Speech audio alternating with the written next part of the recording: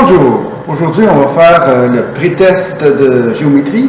La première partie, on va faire les deux premiers numéros.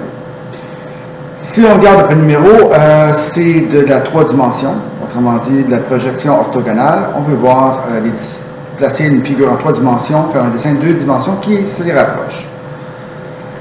De face, si on regarde le dessin que vous avez devant vous, on voit qu'en partant de gauche, on a une colonne de 3 cubes de haut. Ensuite, la deuxième colonne, elle est de 1 cube de haut.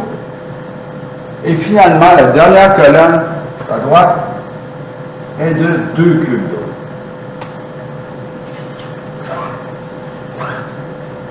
La vue de droite. La vue de droite, on va essayer de se fier sur l'ombre qui est à côté sur le mur. C'est rare qu'on demande une vue de droite quand on ne voit pas la figure. Mais dans ce cas-ci, l'ombre va nous indiquer qu'est-ce qui se passe. L'ombre nous dit quoi? Que la colonne la plus à gauche, elle est 3 de haut. Attention un peu le dessin, comme ça. OK? Et, juste un instant, voilà. Et que la deuxième colonne, elle est 2 cubes d'eau.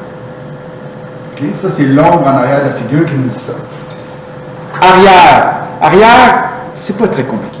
Okay? En fin de compte, arrière, comme de toute façon de droite va être de gauche, c'est la version miroir de devant. Okay? Donc, vous voyez que ça commence avec 3 cubes, 1 cube, 2 cubes. Mais on fait l'inverse.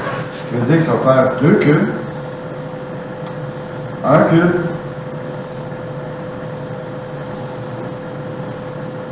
3 cubes. Vous voyez, pas trop compliqué. C'est pour ça qu'on en demande juste 3 au lieu de 4, parce que les autres, c'est des répétitions. Et la vue de dessus. La vue de dessus, je suis très flexible. De dessus par où? Par rapport à la face, par rapport à autre chose.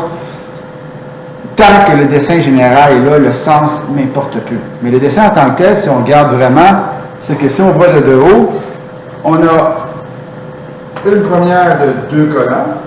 Okay. Quand on regarde de face à gauche, on voit qu'il y a quelque chose en arrière. Donc, de haut, on va voir une colonne suivie d'une deuxième colonne. Donc, une colonne de 2 de haut. Finalement, suivi d'un cube et d'un autre cube. Okay. Donc, de dessus, grosso modo, ça devrait ressembler à ça. Si ce L-là est renversé d'un côté ou de l'autre, à l'envers, à gauche, je m'en fous, je le prends pareil. Okay. De dessus, je suis très flexible, comme de dessous d'ailleurs. Okay. Donc, ça, c'est pour le numéro 1. Le numéro 2, on te donne une tente qui est dessinée en demi-sphère. On donne l'aire extérieure de la demi-sphère qui est de 9,05 mètres carrés. On cherche la hauteur.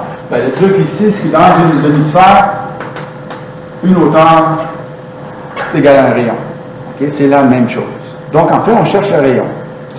Qu'est-ce qu'on a dit par rapport à isoler, à trouver des mesures manquantes? Première chose, il faut écrire la formule détaillée. Okay. Donc, l'air, c'est 4 pi R2. Et vu qu'on cherche une demi-sphère, on va diviser par 2. D'accord?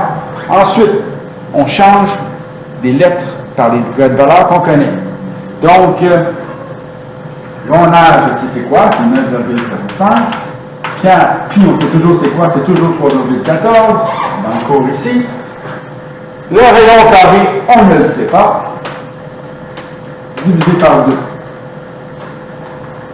Troisième chose. On tente de simplifier l'expression. Ici, 9,05, c'est pas mal ce qu'il y a de plus simple. Par contre, là, il faut multiplier. Ça fait 6,28. OK? 4 fois 3,14 divisé par 2, ça donne 6,28 fois rayon au carré. On divise, vu que c'est multiplié ensemble, on va diviser, on va faire les opérations inverses. Okay? On va y aller dans l'ordre des opérations inverses. Est-ce qu'il y a une addition-soustraction? Non. Est-ce qu'il y a une multiplication? Oui. On va faire une division pour s'en débarrasser. Donc, divisé par 6,28 des deux côtés. Ici, ça donne 1,44.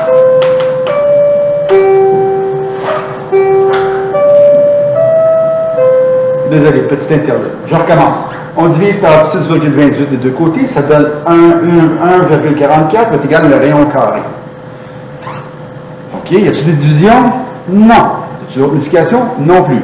Là, on tombe. Est-ce qu'il y a des exposants? Oui. Exposant 2. Qu'est-ce qu'on fait dans l'exposant?